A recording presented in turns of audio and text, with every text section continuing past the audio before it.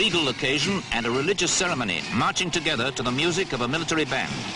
That stagecoach once belonged to Queen Victoria, and the man inside is a king, the King of Morocco.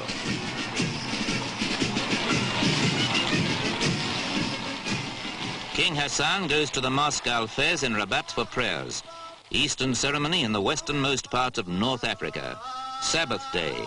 In this Muslim kingdom, you're within rowing distance of Gibraltar, or just a few hours by jet from London. Touchdown at Casablanca, and you're face to face with Enigma.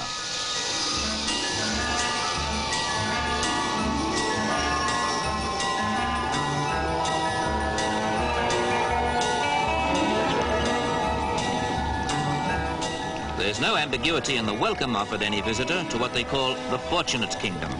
But there are enigmas to solve even in Casablanca, one of the most modern Catholic cathedrals in the world, in the heart of this white-walled city of 1 million Muslim souls. Dazzling streets and palm trees in a land you might have thought was a desert kingdom. But here, there is water.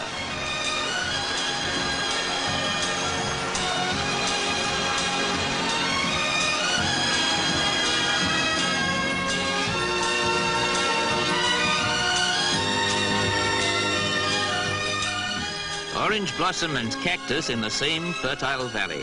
Apple blossom too, watered by natural springs. Or by the ship of the desert, working a seaside irrigation wheel. More enigmas.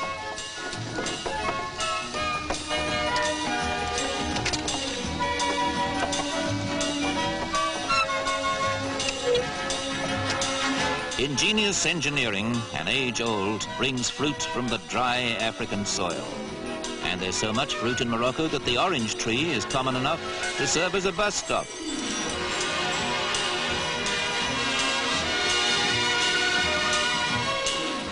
Travel anywhere in Morocco, and if your taste is exotic, you'll never go hungry. Just stop and buy one by the road. Hedgehogs, of course, are a local delicacy, sold live.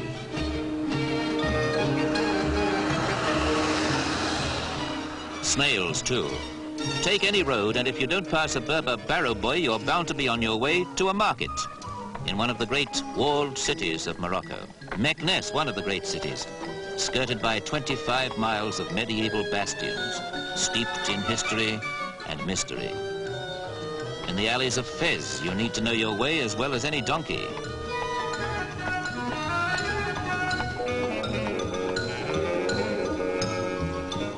Almost hidden away in the heart of Fez is the Karawin, the world's oldest university, now a sacred mosque where Muslims wash before prayer.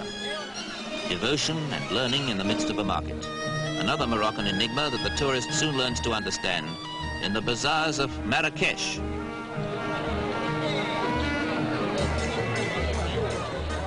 And another twist. In the heart of the carpet market, the wool dyeing and drying yards. Industry goes on in the street, the kind of work travelers come to watch all day.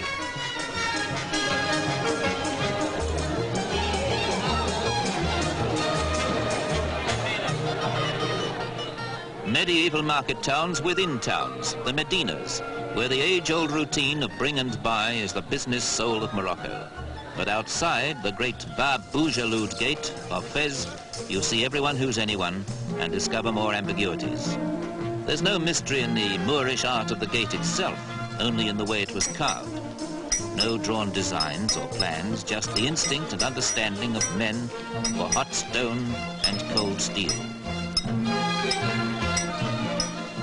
Moroccan craftsmen literally carve a living out of their city walls, even if they don't work in stone.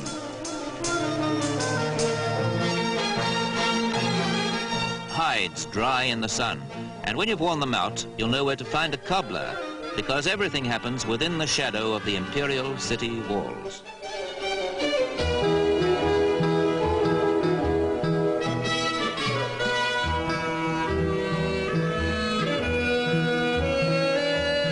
It would take more than a revolution to change the habits of craftsmen.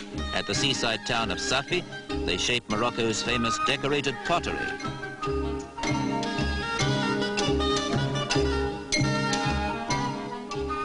Wise old men don't hold all the secrets, Like the filigree wall carving, the designs are traditional, so they're handed on to the young.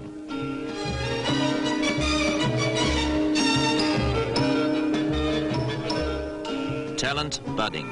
Cactus blooming, not in the desert, but in the high Atlas Mountains, an almost impassable barrier between the sea and the sizzling Sahara. Berber villagers cling to the rock, where the air is clear and cool.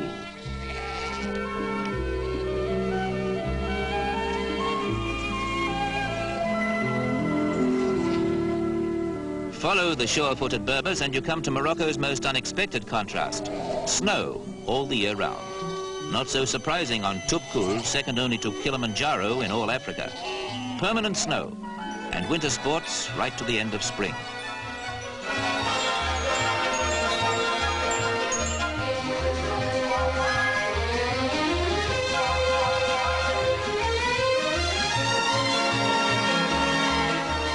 Morocco has all 4 seasons on the go. Slalom your way to excitement at Ukaimden in the morning, and in the afternoon you can take a running jump at relaxation. Just to plunge the message home, you see the mountains from a Marrakesh hotel balcony.